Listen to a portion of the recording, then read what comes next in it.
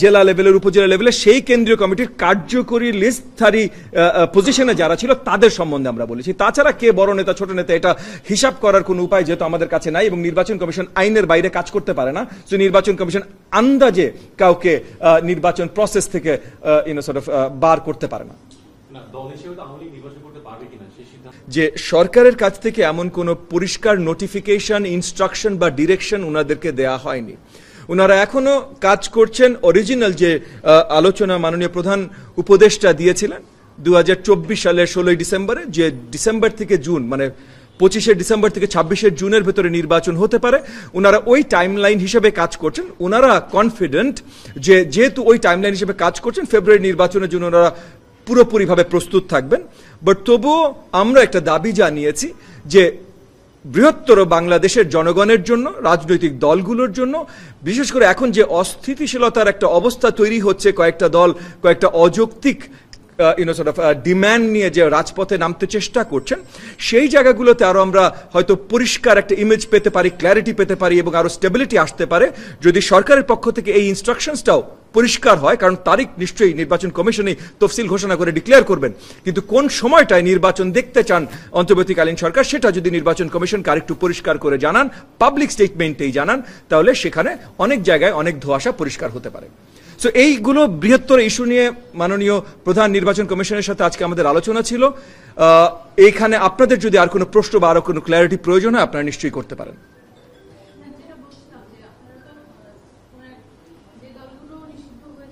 জি জি জি নিষিদ্ধ তো আমরা যতদূর জানি ইতিমধ্যে আওয়ামী লীগ এবং আওয়ামী লীগের অঙ্গ সংগঠনই হয়েছে।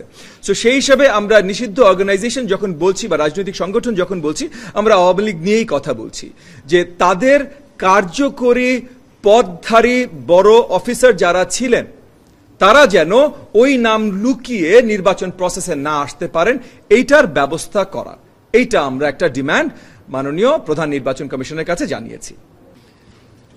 আর ফাইনালি যে বড় ইস্যুটা ছিল হলো কোনটা, হ্যাঁ, প্রার্থীর অযোগ্যতা। সরকারের নির্বাহী আদেশে কার্যক্রম বা নিবন্ধন স্থগিত থাকা রাজনৈতিক সংগঠনের কেন্দ্রীয়, জেলা, উপজেলা পর্যায়ের কমিটির সদস্য এবং অঙ্গ সংগঠনের কেন্দ্রীয় কমিটির কোন সদস্যকে ত্রয়োদশ জাতীয় সংসদ নির্বাচনের জন্য অযোগ্য ঘোষণা করা, এইটা আমরা মাননীয় প্রধান নির্বাচন কমিশনারের নজরে আনতে চেষ্টা করেছি যে যেহেতু কয়েকটা রাজনৈতিক সংগঠনকে নিষিদ্ধ ঘোষণা করা হয়েছে, তাহলে সেই রাজনৈতিক সংগঠনের কার্যকরী নেতৃত্বে যারা ছিলেন, মানে অফিশিয়াল কার্যকরী নেতৃত্বে যারা ছিলেন, তারা যেন ওই সংগঠনের নাম লুকিয়ে নির্বাচনের পদ্ধতিতে সহজে আসতে না পারেন, সেটার একটা ব্যবস্থা করা। এবং সেখানেও মাননীয় প্রধান নির্বাচন কমিশনের সাথে আমাদের আলোচনা হয়েছে যে এটা সরকারের সাথে আলোচনা করে ওনার কাছে যদি অর্ডার আসেন তাহলে ওনারা সেটা বাস্তবায়ন করতে চেষ্টা করবেন এবং সেই জায়গায় নিশ্চয়ই আমরা উত্থাপন করব।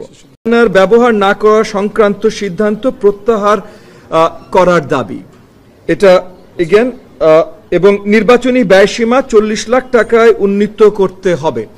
এই দুটোর কারণ আসলে মোর প্র্যাকটিক্যাল কারণ।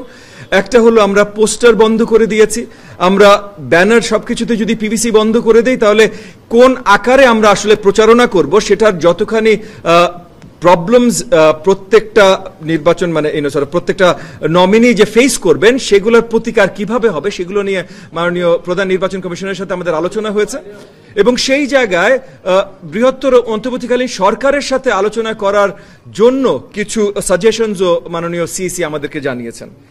এবং ফাইনালি আমি যদি একটু আমি শেষ করে তারপর আপনার প্রশ্ন নেই যদি মাইন্ড না করেন, নির্বাচন পরিবেশ সৃষ্টি সম্বন্ধে আমরা বলেছি ফেব্রুয়ারি 2006-এর প্রথমার্ধে ফেব্রুয়ারি 2026-এর প্রথমার্ধে ত্রয়োদশ জাতীয় সংসদ নির্বাচনের সম্ভাব্য তারিখ ধরে নির্বাচনের অনুকূল পরিবেশ তৈরির লক্ষ্যে নিবন্ধিত সব রাজনৈতিক সংগঠনের সাথে সংলাপ আয়োজন করা এবং দ্বিতীয়, অন্তর্বর্তীকালীন সরকারের সাথে নির্বাচন কমিশনের জাতীয় নির্বাচনের তফসিল এবং তারিখ ঘোষণা সংক্রান্ত আলোচনা হয়ে থাকলে তা দ্রুত জাতিকে জানানো।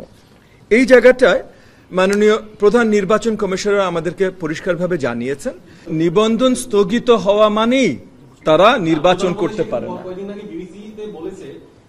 আওয়ামী লীগ নির্বাচন করতে পারবে কিনা নির্বাচন কমিশন সিদ্ধান্ত আমি মাননীয় প্রধান উপদেষ্টার প্রতি পুরো সম্মান রেখে বলছি যে আইনের ঊর্ধ্বে কেউ না। তো আইন যদি অন্তর্বর্তীকালীন সরকার একটা পাশ করেন, সেটা সেটা প্রজ্ঞাপন জারি করে করুক, যেভাবে করুক, অধ্যাদেশ জারি করে করুক, আইন যদি একটা পাশ করেন, তাহলে সেই আইনের যে letter of the law maintained হতে হবে।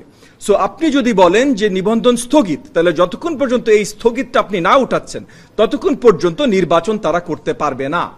সো এইখানে আর এটা নিয়ে আলাদা আলোচনা করার কোনো প্রয়োজন নাই।